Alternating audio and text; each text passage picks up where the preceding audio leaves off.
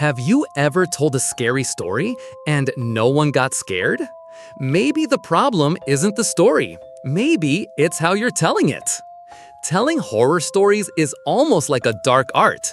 Everyone tries, but few truly make others feel the fear.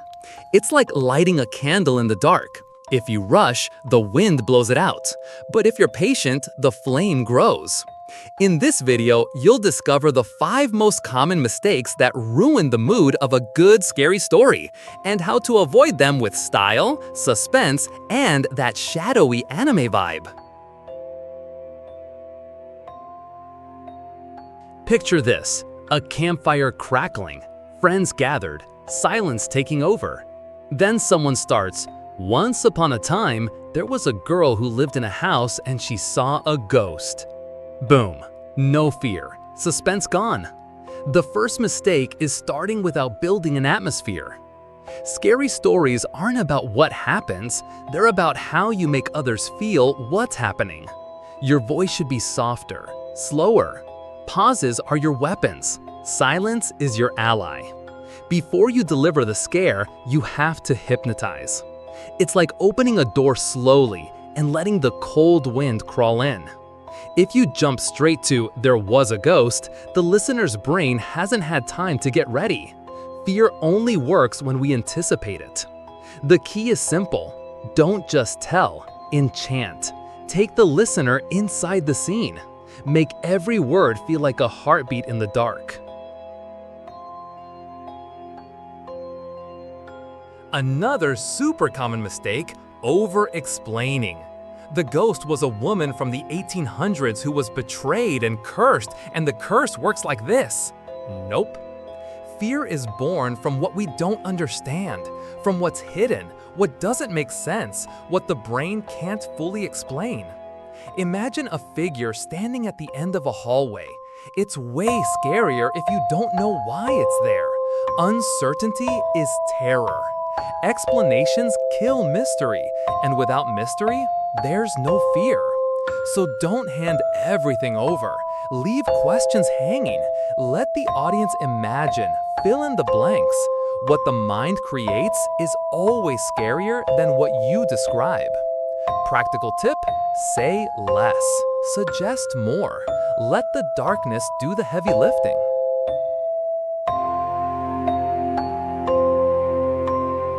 Now think about this. You're hearing a scary story, but you feel nothing for the characters. They're flat, lifeless, just there to die. If you don't care who's in danger, you won't feel scared for them. Fear needs empathy.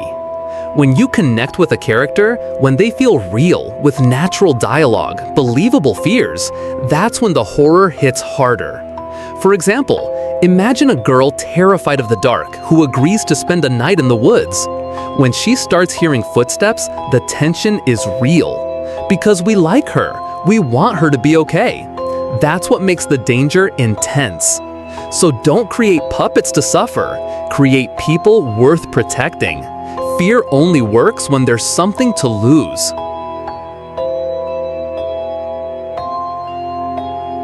Another storyteller: pacing. Some people rush through with scare after scare. Others drag on so long the fear fades away. Horror is like music. It needs rhythm, pauses, silence, and bursts. You can't start screaming, and you can't talk for 30 minutes without something happening. The secret lies in timing. Imagine the character hears a sound, stops, looks back, nothing. A second of silence, another sound. Their breath quickens. That's where fear builds, in the gap between what you expect and what actually happens. When the scare finally hits, it has weight. Use silence as part of the story. Don't rush. Let the fear grow like a shadow stretching across the wall.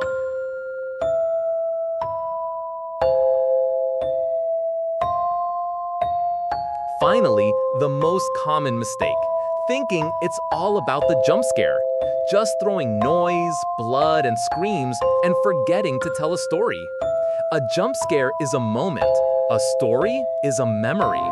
Sure, you can make someone flinch, but what makes them remember your story a week later is the feeling it left behind. It's the unsolved mystery, the creepy idea that sticks in the back of their mind. That one question, what if that was real? The best horror stories are the ones that could have happened, that leave you with doubt. Don't just create jumps, create legends, create images that stick, create ideas that haunt.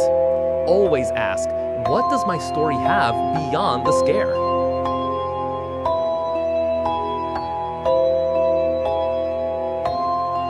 Finally, the most common mistake, thinking it's all about the jump scare.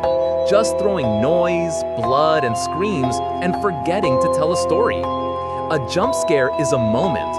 A story is a memory. Sure, you can make someone flinch, but what makes them remember your story a week later is the feeling it left behind. It's the unsolved mystery, the creepy idea that sticks in the back of their mind. That one question, what if that was real? The best horror stories are the ones that could have happened, that leave you with doubt. Don't just create jumps, create legends, create images that stick, create ideas that haunt. Always ask, what does my story have beyond the scare?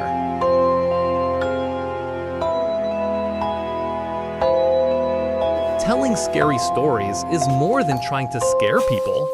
It's about crafting a mood that holds them, using silence like a blade, building characters we care about, controlling rhythm like a conductor, and above all, telling something with soul.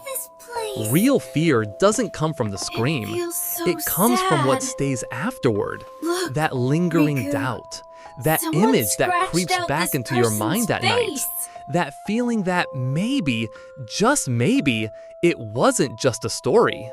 So next time you tell a scary tale, remember. Puff, set the mood. Cap, say less, suggest more. Dagger, create real people, not cardboard victims. Violin, use pauses like instruments. Book, and tell something that lasts. Because in the end, the strongest horror is the one that follows you after the story ends.